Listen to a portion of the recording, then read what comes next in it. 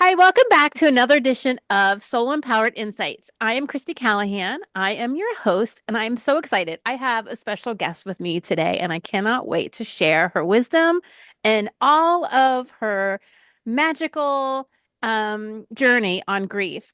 She is an author and a grief connection, and her book is called The Enduring and Everlasting, a personal story of love transforming grief. She explores her journey and ultimately provides how-to guide to assist others on their own grieving journey. She is a certified coach, a somatic healer, as well as a Reiki Master and certified Intuitive Reiki. Lindsay's experience of her passing of her husband, her soulmate, as well as her closest female friend within 6 months, deeply intensified her abilities and ultimately led her to dive deeply into the service of those who are grieving. Lindsay's services are transformational. She works with her loved ones, her angels, her guides, to bring through the loving, positive, and high vibrational messages that you need to hear right in that moment. Her clients experience a mix of messages from their spirit team and loved ones, energy healing, and assist with techniques to help them deepen their growth with their connections on the other side. How exciting is this? So I'm so excited to have you with me today, Lindsay. How are you doing? Good. Thank you so much for having me. I'm so excited for this Yeah. conversation. Yeah. So I just love this topic. I was really just feeling into this topic today because everybody that I know could relate to this or has experienced grief at some point in their life, whether it's a loved one, whether it's a pet, you know, whether it's anything. I know you grieve someone, so I feel like this topic is such a hot topic. And I feel like there might even be a taboo around it in a way. Like, it's like it's not spoken about. Right. So tell me, how did you talked about your late husband a little bit in your book, but just kind of tell me how you kind of stepped into this beautiful healing modality. Yeah, absolutely. Well, I mean, so much of it was navigating my own journey, which was like an unbelievable awakening, like times 1,000, and then plus, like just trying to help myself have the tools to survive. Yeah. And I think really honestly, very early, I had a knowingness that I was building this for me, but there was going to be intentionality around how it was going to be built for me to help guide others. And I mean, you kind of got to it with the essence of the question, and that is we don't do grief well as a Yeah. society. And the expectations we put on people, like newsflash, they're not Yeah. reasonable and nobody can meet them, and we shouldn't even Right. try. Like that's the other thing. We really shouldn't even try. So I think for me, so many of maybe more traditional methods of thinking about grief, handling grief just didn't resonate with me at all. I mean, Yeah. this whole idea that we go through set stages, everybody's grief looks different, feels Yeah. different, so you need space to explore it so that you can heal it. And the only way, to me, I really feel, and I've witnessed it not only for myself but for the clients I work with, that really happens through connection, understanding that there's no finite ending to our relationship, that it's energetics and it continues. That's like Yeah. a phenomenal shift. Yeah. That in conjunction with what's available to me now and why did this happen? And that can really shift you to understanding your soul's purpose, which again, like double game changer, right? I mean, there's so much exploration, growth, and healing that can come from those two things. Yeah. I feel like the why would be huge. Like, do you ever have people say, why is this happening? Like, why I wasn't ready for my partner to leave, especially if it was Yeah. unexpected, or why is this happening to me? The victimized. So how, if you had, I mean, I love that. Do people commonly come in and ready? I feel like you Yeah. have to have a sense of readiness too to start your grieving healing process. Well, and I would say, like, no matter where you're at on your journey, I work with people who just recently lost, a spouse or a child. And then I work with people who, lost people 10, 20 years ago, but they Mm. haven't done anything, So if you Mm. just get set, that's not, like, that's not a healing Yeah. modality, okay? Like just putting it on a shelf and pretending it doesn't exist, that's not a healing modality. So, no matter where you're at with time wise on your journey, I mean, it's grief is a constant. I mean, so the end goal isn't to get you to get over it. And that's Yeah. like, I feel like the horrible expression that exists in culture, to get Yeah. over it or to, move on. That's not what it's about. It's about learning tools to tap into joy. It's about learning tools that when you go down the rabbit hole that, it's pretty inevitable you will have, it might be less frequent as time passes, but it still happens. So, Yeah. what tools are available to you and what really resonates with you personally that will help get you out of that rabbit hole faster, and help you process through those emotions in a totally normal, healthy way, but not stay stuck in them. Yeah. Yeah. And it's so easy to get stuck and start to Yes. feel that Yes. all the emotions, Yeah. right? Well, Especially if you're an empath or just sensitive or just, yeah, it's almost, I'm sure there's stages of that grief, but um, I could see and how people go ahead. I was just going to say, I think society's expectations on us help keep you trapped Yes, I because agree. you feel like not only am I grieving and I feel alone because I'm grieving, but I feel alone because nobody expects me to be grieving. Mm, Soon as we eliminate that, then like that's when the real healing begins. When yeah, we release attachment to an end goal or an outcome, and we're just in the healing journey for the healing journey, that I mean, that's where that's where the real work happens, and yeah. that's when you can really start to shift. So for those that are listening who may be going through a grieving process right now, what would you tell your clients would be the first steps to take in those raw moments? I feel like the raw, the deep, the hurt, and I'm sure there's stages. I don't know. I forget somebody along my way. I don't know, someone, a relative said, it does get easier with time, and I have to agree with that, but it's still always present underneath the surface. But what would you say would be like a first tool for someone who's just deep in Yeah, that stage of yeah. grief? For me, the physical act of movement was so significant Mm, because I feel like I was signaling to my body that we were going to push through this. And mm, like that physical act of moving kept me going mm. versus, like emotionally, part of me just wanted to be on the other side. Right. And so it was that movement and connecting with the nature. So I love being outdoors. I love being in nature, which just in and of itself helps you connect to your intuition and your purpose. So that physical act of movement and being in nature doing it helped me just literally put one foot in front of another. And that's all, Yeah, it's like that's all I needed. So understanding that you don't need to make big moves right away. Like yeah, give yourself the grace that you deserve and that your grieving deserves, honestly, because at the end of the day, grief is love. yeah. And so, Oh, yeah, so there's a place for us to like to be in it, right? And to feel yeah, that deep sadness that's okay. And you don't need to fast forward through that part, yeah. but definitely movement helped me connect more, to ground more, to tap in more. So that was actually a way where I would, receive signs and, Love that. yeah. I So love it that. helps me in so many ways, definitely. Yeah. So I think movement, that energy, I think and this can probably go with anyone that's having that emotional um time, Yeah. moving that energy. And then, I just love that you said quiet. And when you're in nature, you do have that moment to just check into yourself and check in.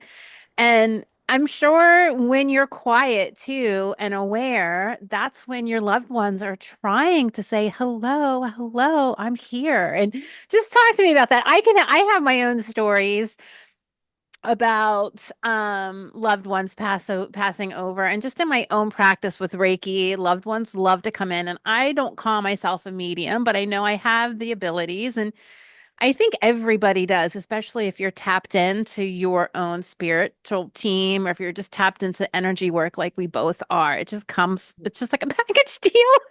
But I Yeah. think anybody can. You don't have to have like a special certification or a special guru to say that you are, because we're all connected. They're just not here earth side anymore. So can you just talk to me a little bit about that? Because I think people know that. And you might see the signs, or you might see the cardinal, or, I have a lot of clients even saying, I'm waiting for a sign and I can't see it. So I think just quieting, or, having expectations. I don't know if you want to talk a little bit about that. Absolutely. It's so funny that this topic is coming up today because I'm in the middle of running a master class as we record this, and this was today's topic. So Oh, talking about like not only the signs and angel numbers and communication with the other side, but what does it mean? What's the purpose behind it? And how can we use it for healing? And honestly, it is such an amazing gift that our loved ones can give us because ah, I was saying on my class today that I think of it like when we give a gift, like to a child. Let's say it's Christmas morning and we give a child a gift. mm-hmm.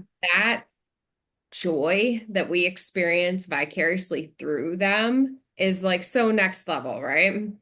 That's what our loved ones experience when we get Oh, excited and they send us a sign, right? So it is so beautiful because it's like it's so purposeful. So it connects us with joy, it connects us with gratitude, which oh, inherently raises our it vibration, does. which also makes more signs available to us because now, because our loved ones are in the fifth dimension, so higher vibrational energy, now Mm-hmm. they have to kind of come down, lower their energy to meet us in the middle in this, dense 3D world that we're sitting in these Yeah. physical meat suits, as Gary Zukov calls it. Yeah. So now we've raised our vibration so they don't have to come down as far. And so we're going to get more signs. So Yeah. like this, I love to think of it as like the infinity loop. Like the more you receive, Mm, the more you receive, the more you receive, the more you receive. So being tuned into that energy helps you get even more signs and communication, which signs can mean a plethora of things. And the more you tap into each sign, the more you're going to figure out what each one means and start to kind of foundationally build that communication with your loved one on the other side. They could just be saying hello, just like they would have sent you a check text, in. and you a Yeah. call in the physical world. Or it could be, hey, you're on the right path, or hey, I see you struggling with this, and I'm just giving you extra love today. Or like, I know you need a little help with this. Let me, guide you in the right direction. And the sign could be validation of the path that you're choosing to go on. I always tell people, pay attention to the thoughts that you were having right before that sign came in, because Mm, those are major cues as to what that sign meant and the guidance that you should, take from it. And that'll help you kind of start to build the puzzle pieces together, and really yeah. start to create that communication system. Wow. I just got like chills. I just like, yeah. So can you, from your perspective, like we all have loved ones on the other side, but do more frequent or more, like you said, come and go? I know you are very connected with your late husband and your partner, and you actually, I can remember you did actually channel and write a book with him, which I think is so amazing. I was just telling my husband this the other day. I was like, yeah, I met this lady. She's amazing. She's a medium. She's, he knew he was going, but he decided he's going to, continue. helping you on your journey. It almost like what you talked about, opened up your mission. And now you've got this help on the other side, which is Yeah, like amazing. so amazing. So I guess Yeah. my question is like, how, do they come and go, or do you have certain loved ones that are kind of I visualize it when I need them, I can call them in. They're Oh, always yeah. there, Yeah. like my grandmother or my great grandmother. I could be like, all right, Rosie, you know, help me out here. Yeah, 100%. They're always available to us. And I think that's like one misconception too that people have is like, Yeah. number one, that if we call on them, we're somehow, I've heard this and it's so not true, that they're like stuck or that we're like pulling them back into this dimension. That's not true. Like they're always available to us. And quite frankly, we always have a presence in the 5D and they always have a presence here in the 3D. They're surrounding us Mhm. love and available to help us when we ask them to. And our higher selves, part of us, I really believe I've been shown that it's still on the other side. So we're able to be when we cross over, we're able to be more than one place at once. And I've experienced this firsthand where times I get a lot of dream visits, which I'm so thankful for. Um, Yeah. and I have had multiple experiences where I've had a dream visit with my husband and my dad has had a dream visit the same night with him, or my stepdaughter's had a dream visit with him. Totally different experiences, completely unique to stuff that we're going through. But, we both had very real experiences with him at the same time, which to me is just further validation that once Yeah. we cross over, we can be multiple places at the same time, I which love that. in and of itself is amazing, right? I mean, like we're not restricted with these physical bodies. Yeah, it's interesting. My father-in-law passed away about 12 years now, and that's how he communicates with his dad in dream state. Like Mm, he'll wake up like emotional. He's not an emotional being. It doesn't happen often, but it's interesting when he does come in. It's like it's hard to explain, except he's like it just feels real. It feels like we yes. are it's real. It's like Yeah. a real connection, to the I point where he's woken up emotional in tears because at one point all of his loved ones were all in one dream. And I was like, oh my gosh, I was like, how lucky are you? I'm gonna get teary-eyed thinking about it. I remember I was like, we were in Ireland too, which is our background, but they all came in. He's like, I had the weirdest dream. And I started tearing up. I was like, they're here. They're here. I was like, how beautiful is that gift that you can, still connecting with them in your dream, in your sleep state or your conscious state of rest.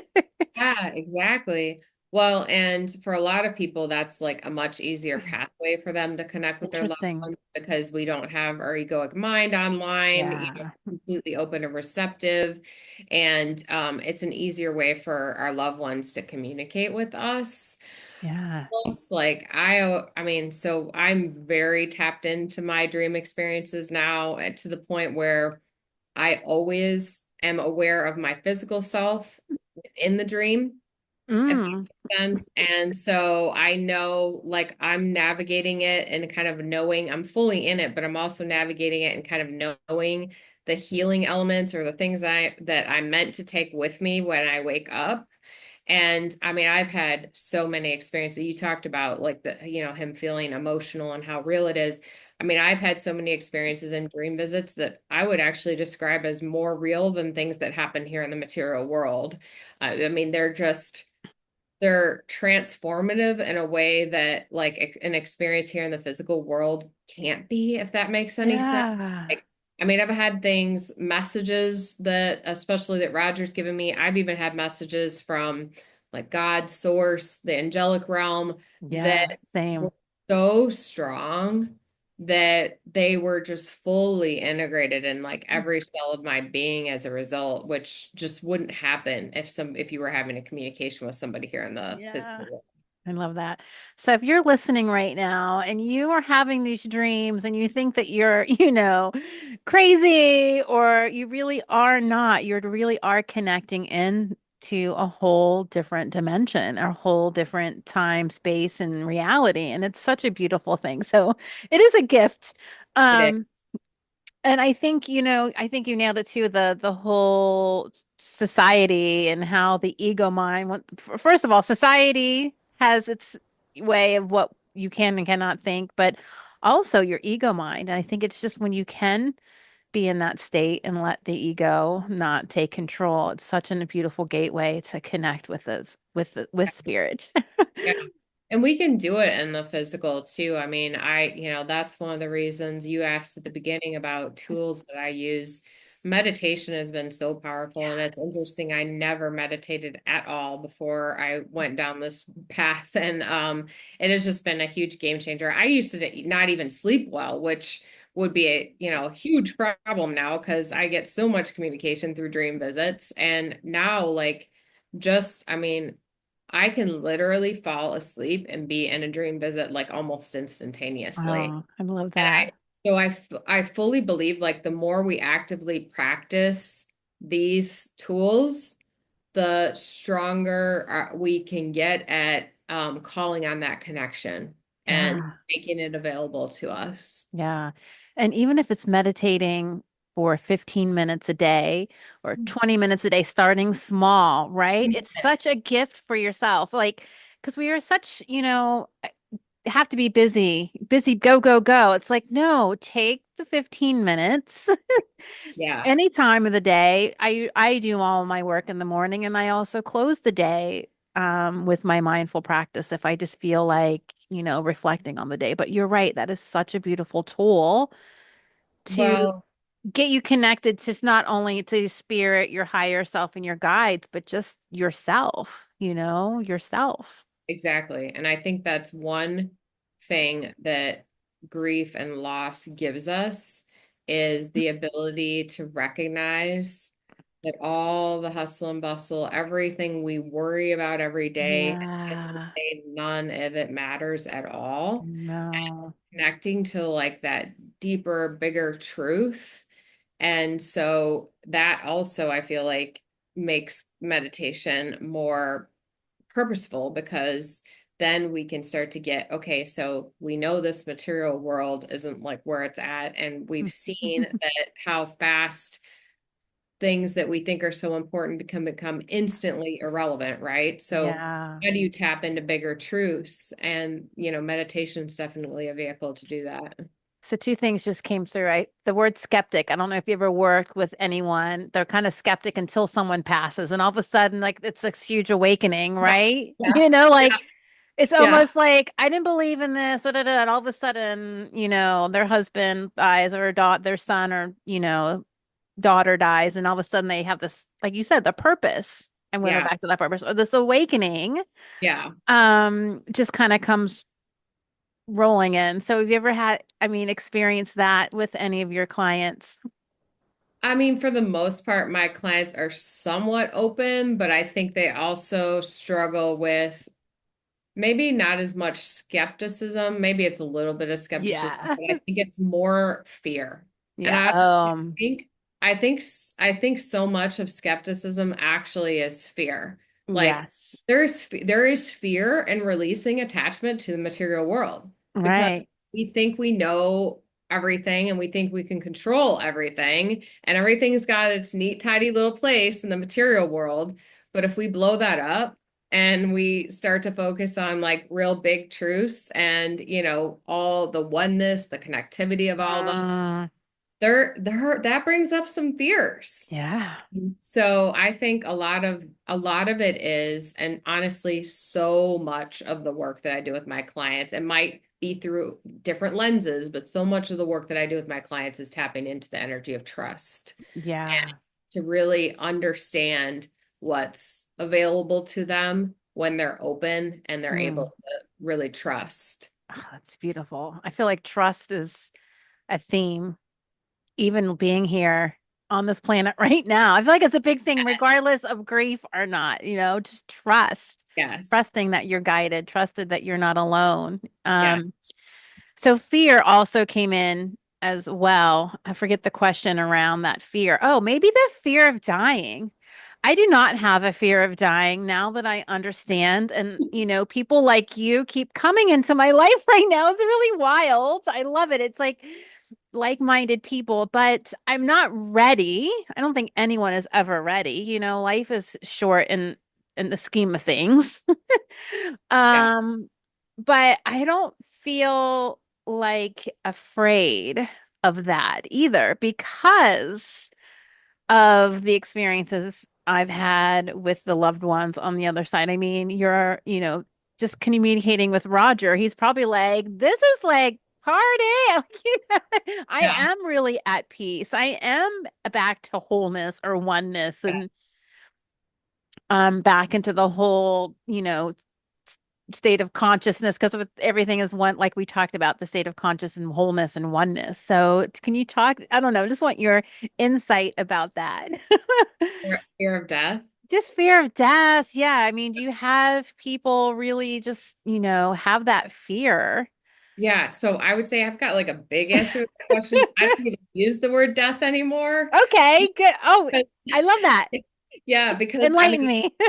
yeah, so I mean, I don't, the way I look at it, we're really only releasing attachment to our physical being. Our energy, our soul self, our higher self always exists. So to me, like that is not death. That's just shifting in existence. That's just a transfer of energy. So Okay. I don't view it the same at all anymore. I don't view dreams at all the same anymore. I think all of them have a purpose, an intention, and a message. I feel like our energy always exists. I mean, so much of my thinking Yes. is like really, I don't know if it's so much shifted as like had huge spotlights shined on things, right? But no, I mean, I definitely am not afraid at all of, when this incarnation's up for me. Like, I mean, but I am a firm believer in duality. So I feel like I can be more than excited about releasing attachment to this physical body and crossing over, which I am. Yeah. But also I can live fully being present in my body today and enjoy every single day in front of me, which actually Yes. brings me, if you don't mind me shifting gears a little bit, to a point I think is really relevant to bring up when it comes to grief. And that is that the number one thing you can do for yourself, especially earlier in your journey, is not look too far down the road, not worry about Mm, what the future looks like. And this is how we should all be living, anyways, every day, yeah. fully present in the moment. But grief is just a really important reminder of practicing that. Because for me, early on in my grief journey, definitely one of the things that tanked me the fastest was thinking about what I was missing in the future. Uh, And um, shifting that and focusing on the here and now and what I can control now, what I can do for myself now, what yeah. practices I can implement right now that are going to help me on my journey. That was a game changer Mm. for me. I think everyone should live in that state of being, Yeah. right? Yes. Yeah, I It's so mean, easy to start jumping ahead and start to worry about things that aren't already here and yet. that's what I was just going to say. That's what drives fear, right? Like that brings up so much fear when we start worrying about the future. Yeah, I had a teacher say once, and it kind of stuck with me. Like, if we worry about the future, just staying present it's a practice. It's not, we're not trained that way. Our ego doesn't like that, right? Yeah. So, going back to that meditation does help build that muscle, that Yeah. present muscle, because Yes. our society is just go, go, we want Yeah. to like, what are we going to do next week? What's for dinner? What is like 6 months from now? So I'm sure grief kind of could speed that up to like, oh my gosh, my whole entire existence just shifted. What? Yeah. Especially if it's somebody that you spend every day with. I mean, it's like, I mean, a part of it, part of the journey is really figuring out who you even are now. Yes, it's your, yeah, you're right. Especially, yeah. And Yeah. And like, you it's like, might, there, who am I yeah. without this person in my life that I've been with for 35 years, right? Yeah. Yeah, exactly. And there might be things that you can't do anymore, and that's okay. And there Yeah. might be new things that you want to explore, and that's okay too. But again, that's where like being present in the moment and just feeling into what feels good to you now and releasing Yeah. attachment to feeling like you have to like something you liked before, or you have to like something that you had talked about doing in the future. You can just let all that go. And that Yeah. was like the one way that let it go resonated with me because that was a term where I was like, well, wait, I don't want to let things go because I want to keep, I want to keep that, like that connection is so important to me, right? But what you can let go of is the way you thought it was going to play out Mm. and divine power to help you create that connection in a new way and probably an even more powerful way. Yeah, I just got like chills. I think I don't know. I'm feeling really like the chills. When I get the chills and the bumps, I'm like, my guides are here saying, yes, yes, yes, preach it, sister. You know? And Yeah. I don't know. I actually want kind of want to ask you about that too. Like I've had an episode where you can call in your guides and your helpers, but yeah, I think I have a lot of clients who want to know how can you get connected in with your loved ones? Yes, we can call in the signs, but it does, for me personally, I know we have all have guardian angels, we have helpers, we have guides throughout our whole life, Mhm. for different reasons and purposes, of course. But like, how would you tell your clients to how can you foster a relationship with them if you're kind of a newbie? For me, like I get the tingles or the legs or start to yawn, and they all have different feelings. They all have, I could hear them differently. It's a vibration. So Mhm. that's how it works for me, but I don't know, I don't teach that. It's not my what I teach, but I know it took me a while to establish that relationship and differentiate Yes. the difference between your helpers or your guides or your Right. team. Right. Exactly. Well, and like if you were in school and you were getting letters just showing up on your desk, but nobody had signed them, you have to figure out who sent it, right? And it's Yeah. that. So, I mean, the one thing that we have available to us is to ask. And I love to ask and then set like a specific sign that's a validator of who you think. Because Oh, we okay. generally intuitively have an idea, right? Right. And so often it's just validating. So, for example, I have, and I have it right now, I get like a tingling feeling in my ear. Hmm. Like, and primarily in my left ear, but sometimes it's both, especially if I'm doing a reading where I'm working with a client and I've got stuff coming in from their spirit team and Yeah. I will get it like, pinging off both ears. But I asked him, I started having that early on, and I asked him one night, like, is that you validating the conversation I'm having or the direction I'm going? And it happened again. So that was a yes. So, I mean, we can pay attention to, and that's why I suggested earlier when you see the sign, think about what you just were processing in your mind. Yes. They are listening to our thoughts, and we can have full-blown conversations with them in our head. So, if you want to ask them something and wait for a sign or a sensation, because Hmm. I mean, I get a lot of sensations in my body, Hmm. then let that be the validator, Yeah. of, what that message was. Another thing that we talked about earlier that connects to this is I love to use the nighttime pathway of dream visits. Like if Mm. you're unclear of how to build a communication with somebody on the other side, invite them in at night. And Mm. I would say like fully expect lots of symbolism because they love like symbolism is the way of communication in dream visits. So it might take you a little bit to kind of digest and get the information that they're bringing through to you. But there's always intentionality of what they bring through to you in dream visits, and it can connect to signs or messages that would be relevant to you in the physical world. So pay attention to that. I love to, write everything down. I journal everything. Yeah. And then that gives you a chance to kind of marinate on it and figure out what elements you should be pulling into, your day. And that can help you build a communication system as well. Yeah. Can you? say that I am bedside with a relative that they know is going to pass soon. And could you actually tell the person, hey, when you pass, I don't know why this is coming in. I'm just thinking of this, but like, all right, I feel like if I was in the situation and it was gonna pass, I would tell my kids or my loved ones, be like, okay, when you see that sunflower, that's me, or when you see that whatever that thing is or the number. I mean, I guess we have that choice to kind of make that happen. I mean, have you ever worked with anyone to say, okay, this is going to be me when I'm not here? Yes, And you're going to know that this is me communicating with you. yes, Oh my gosh, like almost, the yes, rainbow or the bird. yes. Yes, yes, yes. And actually, this is something that Roger and I did because he was in hospice for several weeks recast. And so we had these conversations, not just about signs, but like that we were going to be able to full blown communicate. Oh And wow. That's just yeah, if you have the opportunity to have these conversations, have them.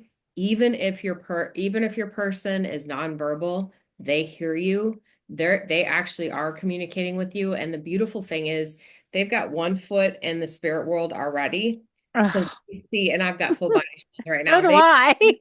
Yeah, they see everything. So they see what's available to them. They know they're not going to be restricted. So anything you ask during that time is so important because it allows them, like, they're going to pull through whatever you ask for during that time of transition, they're going to pull through and make available to you. So Mm. we were Oh, able to have that conversation, which I want to say it does, you don't have to have that conversation, but I do fully okay. believe that it opens the path faster.